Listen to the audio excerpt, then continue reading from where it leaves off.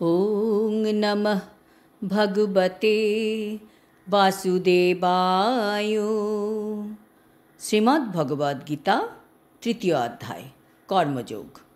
হরে কৃষ্ণ। আজ আমরা কর্মযোগের 15 নম্বর শ্লোকটি শুনব।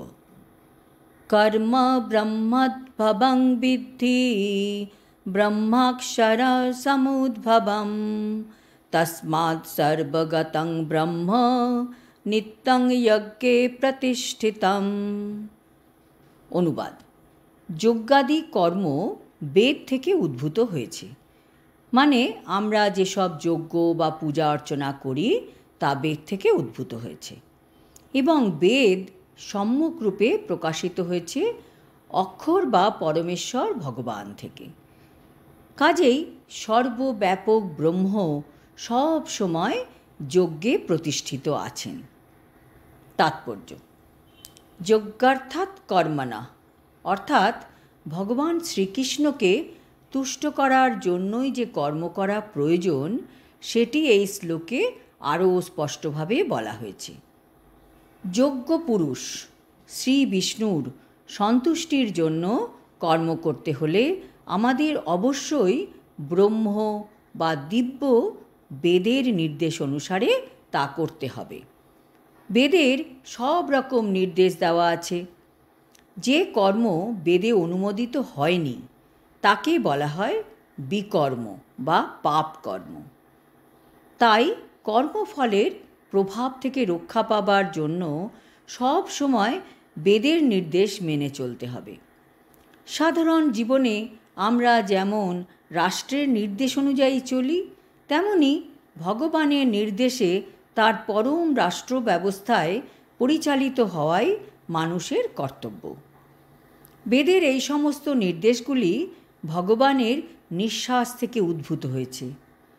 ঋগ্বেদ, যজুর্বেদ, সামবেদ ও অথর্ববেদ, এই 4টি বেদই ভগবানের নিঃশ্বাস থেকে উদ্ভূত হয়েছে। ভগবান সর্বশক্তিমান হওয়ার জন্য নিঃশ্বাসের মাধ্যমেও কথা বলতে পারেন, যেটি ব্রহ্মসংহিতায় বলা হয়েছে, অঙ্গানি যশ্চ সকলেন্দ্রিয়বৃত্তিমন্তি পশ্যন্তি পান্তি কলয়ন্তি চিরং জগন্তি আনন্দ চিন্ময় সদুজ্জ্বল বিগ্রহস্য গোবিন্দমাদি পুরুষং তমহং ভজামি। সর্বশক্তিমান ভগবান তার যে কোনো ইন্দ্রিয়ের দ্বারা অন্য সব ইন্দ্রিয়ের কাজ করতে পারেন।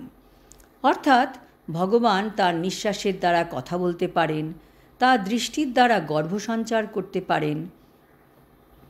অ্যাকচুয়ালি তো ভগবান এই জড়জগতের প্রতি দৃষ্টিপাত করেছেন বলেই সমস্ত বিশ্ব চরাচরে প্রাণের সঞ্চার হয়েছে।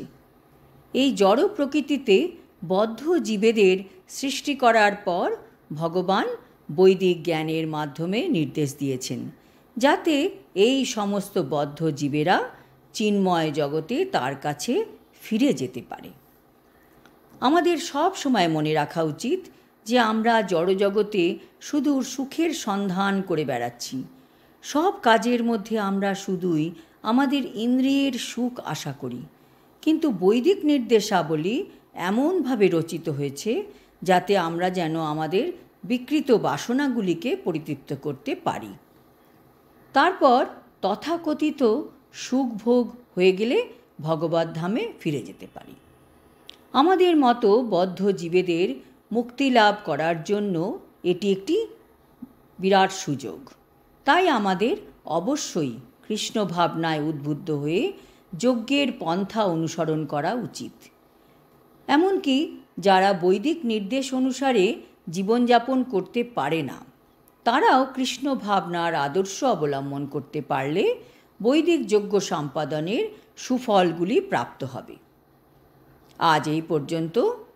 আগামী শ্লোকে ভগবান বলেছেন কিভাবে মানুষ ইন্দ্রিয় সুখে লিপ্ত হয়ে নিজেদের জীবন বৃথা নষ্ট করছে, সেই সম্বন্ধে বিশদভাবে জানতে পারা যাবে। হরি ওম তৎসৎ। হরে কৃষ্ণ।